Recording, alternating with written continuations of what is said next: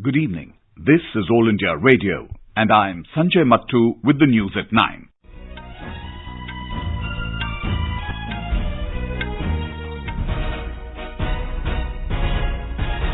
The headlines.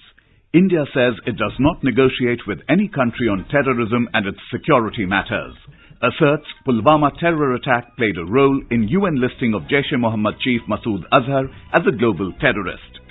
Enforcement Directorate files charge sheet against controversial Islamic preacher Zakir Naik in money laundering case.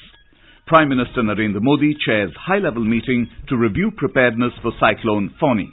Cyclone likely to hit Odisha coast tomorrow forenoon. Evacuation of nearly 12 lakh people underway. Star campaigners of political parties address rallies across the country for remaining phases of Lok Sabha polls. In sports, India retained top spot in Test cricket and England in one-day internationals in annual ICC rankings.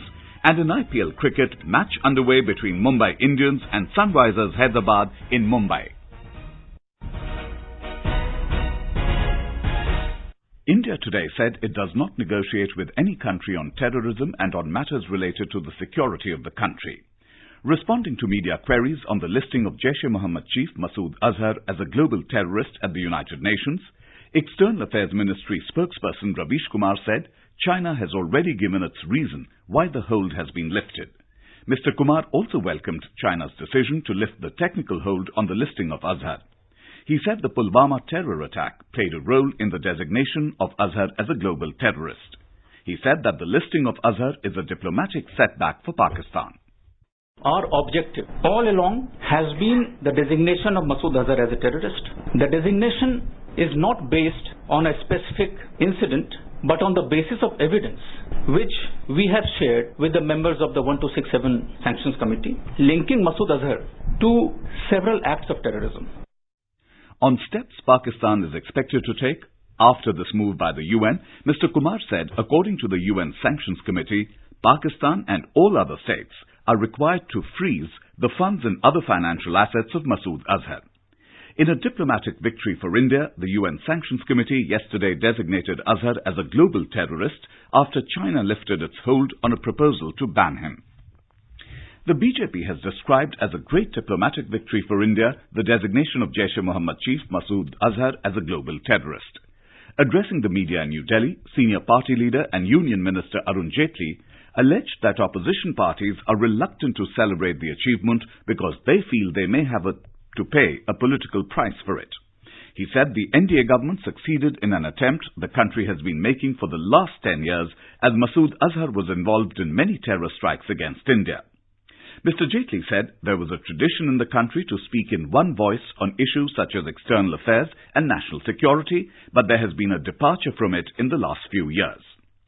Speaking on the occasion, another party leader and Union Minister Nirmala Sitharaman said, the listing of Masood Azhar by the United Nations as a global terrorist is a result of the untiring efforts of Prime Minister Narendra Modi to isolate Pakistan and the persistent measures taken by the External Affairs Ministry.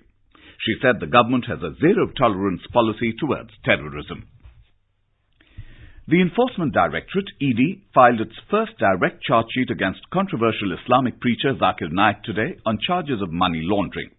Officials said the agency filed the prosecution complaint under the Prevention of Money Laundering Act before a special court in Mumbai. They said the ED has identified proceeds of crime worth over 193 crore rupees. This is the second charge sheet in the case by the ED, but the first against Naik, identifying his role in the matter. Naik was booked by the ED in 2016 based on an FIR by National Investigation Agency. The Enforcement Directorate has attached property of Mohammed Salman and his family members worth 73.12 lakh rupees in terror financing by Lashkar-e-Taiba founder Hafiz Saeed and others. An official release said the ED has attached immovable and movable assets consisting of a residential flat, a shop in Delhi, cash and balances in bank accounts belonging to Mohammed Salman and his family members under the Prevention of Money Laundering Act. The National Human Rights Commission, NHRC, has condemned the killing of 15 police personnel and a civilian driver by Naxals in Gadchiroli, Maharashtra yesterday. In a statement, the NHRC said, the Commission believes that such attacks against security personnel on duty should be stopped, which are a grave violation of human rights. It said the supreme sacrifice made by all those martyred in this dastardly and cowardly attack would not go in vain, and the aggrieved families should be suitably compensated. Prime Minister Narendra Modi today chaired a high-level meeting in New Delhi to review preparedness for Cyclone Fani. He instructed senior officers of the central government to maintain close coordination with officers of the concerned states to ensure preventive measures and also to take effective steps for relief and rescue operations as required. Cyclone Fani is expected to touch the Odisha coast south of Puri in the forenoon tomorrow with wind speeds ranging up to 180 kilometers per hour. Quoting the India Meteorological Department, a Home Ministry release said, the cyclone is likely to cause heavy rainfall in the coastal districts of Odisha, West Bengal and Andhra Pradesh. The coastal districts of Odisha which are likely to be affected are Ganjam, Gajapati, Khurda, Puri, Jagatsinghpur, Kendrapada, Bhadrak, Jajpur and Balasore. As per the information available from various sources, around 70% of the 11,54,000 people had been evacuated till the evening, and the process of shifting the people to 4,852 cyclone and flood shelters are going on a war footing. More from our correspondent. While most people began shifting voluntarily, some who were reluctant were persuaded to leave for safer places. Ganjam district was at the top of the list where the maximum number of people were evacuated. State Energy Secretary Hemant Sharma informed that the power supply will be temporarily cut off if wind speed of the cyclone Fani touches 50 km per hour. The state government has asked all telecom operators to continue providing uninterrupted mobile network services even when the wind speed touches maximum 200 km per hour during cyclone. As cyclone Fani moving very fast, the coastal parts of the state has been experiencing heavy rain since this evening. SN Patnaik, AIR News, Sambalpur. The NDRF has pre-positioned 54 teams which are equipped with boats, tree cutters and telecom equipment. It has kept 31 teams on standby. The Indian Coast Guard and the Navy have deployed ships and helicopters for relief and rescue operations. Army and Air Force units in the three states have also been put on standby. Civil Aviation Minister Suresh Prabhu has requested all airlines to offer assistance for rescue and relief operations in view of the cyclonic storm. In neighbouring Bangladesh, the government issued mass evacuation orders in 19 coastal districts to prevent casualties from cyclonic storm Fani. This is All India Radio giving you the news. For quick news updates, follow us on Twitter @AIR News Alerts. Political parties have intensified their campaign for the remaining phases of the Lok Sabha polls. Star campaigners of all political parties addressed rallies across the country today where polling is scheduled. In Madhya Pradesh, 7 constituencies, Tikamgarh, Damo, Khajuraho, Satna, Rewa, Hoshangabad and Betul will go to the polls on the 6th of May for the 5th phase. Our correspondent reports that 123 candidates are in the fray in this phase. BJP President Amit Shah addressed public meetings in Rajgarh, Neemuch and Sihor. Amit Shah said that farmers, farm labourers and small traders will also be provided pension on completion of 16 years of age. 5 पीढ़ी से शासन किया, 55 साल तक शासन किया, मगर आपने देश के गरीबों के लिए क्या किया? इन्होंने गरीबी हटाओ का नारा दिया, नरेंद्र मोदी ने गरीबी हटाने के लिए काम.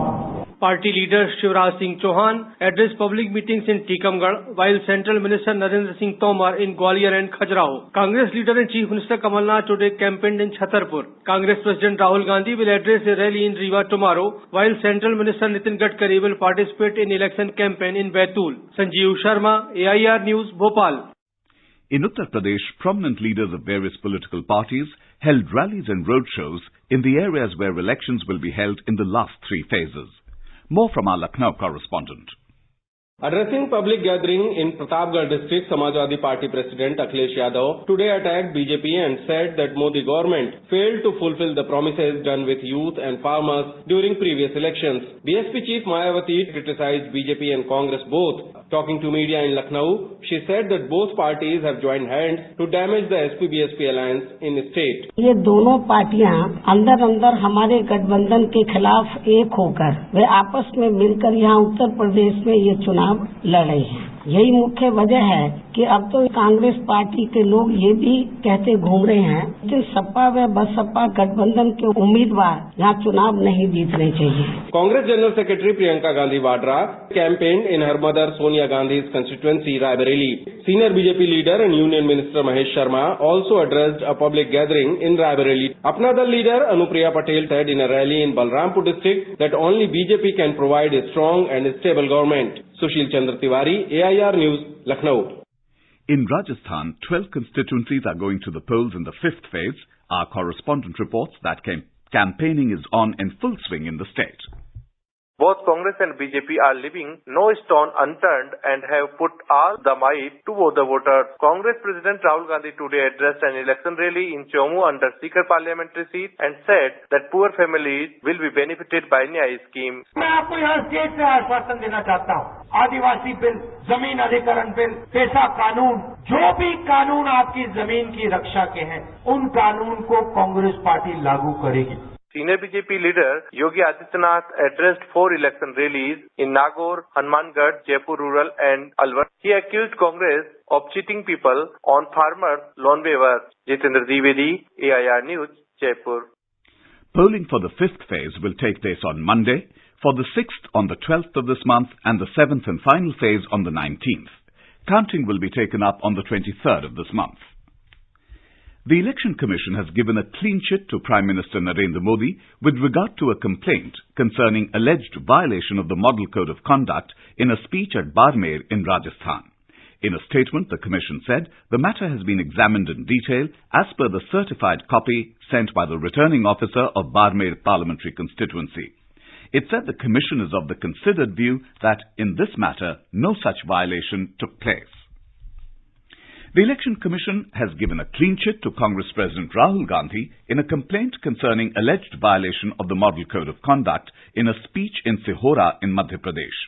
In a statement, the Commission said the matter has been examined in detail in accordance with the extant advisories and provisions of the Model Code of Conduct. The Supreme Court today asked the Election Commission to decide on a plea seeking to advance the voting timing for the remaining phases of the Lok Sabha election in view of the heatwave conditions and Ramzan. A bench headed by Chief Justice of India, Ranjan Gogoi, gave the ruling on a petition filed by an advocate. You're listening to News at 9 on All India Radio. News Services Division of All India Radio is broadcasting a special live program, Janadesh 2019, on the developments related to the general elections 2019. Tune in to the FM Gold channel of AIR from 4:05 p.m. to 4:30 p.m. every day till the announcement of results to listen to this special program. The Central Board of Secondary Education, or CBSE, today announced Class 12 results. Girls outshone boys again this year. Hansika Shukla and Karishma Arora have topped the exams, scoring 499 marks each out of 500. Girls have done better than boys in the CBSE results by 9%.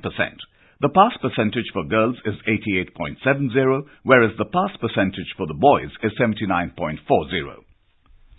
In sports news, India retained its top position in the ICC Test rankings, while England remained the number one-day international side in the latest annual updated rankings released in Dubai today. India also moved 2 points in second position in the ODI rankings behind England. In IPL Cricket, Mumbai Indians were 109 for 3 in 14 overs against Sunrisers Hyderabad at the Wankhede Stadium in Mumbai when reports last came in. Earlier, Mumbai Indians won the toss and elected to bat. And now, before we wrap up the bulletin, the headlines once again. India says it does not negotiate with any country on terrorism and its security matters. Asserts Pulwama terror attack played a role in UN listing of JeM Chief Masood Azhar as a global terrorist. Enforcement Directorate files charge sheet against controversial Islamic preacher Zakir Naik in money laundering case. Prime Minister Narendra Modi chairs high-level meeting to review preparedness for Cyclone Fani. Cyclone likely to hit Odisha coast tomorrow forenoon. Evacuation of nearly 12 lakh people underway. In sports, India retained top spot in Test cricket and England in one-day internationals in annual ICC rankings. And in IPL Cricket, match underway between Mumbai Indians and Sunrisers Hyderabad in Mumbai. And that's all in the news at 9. Good night.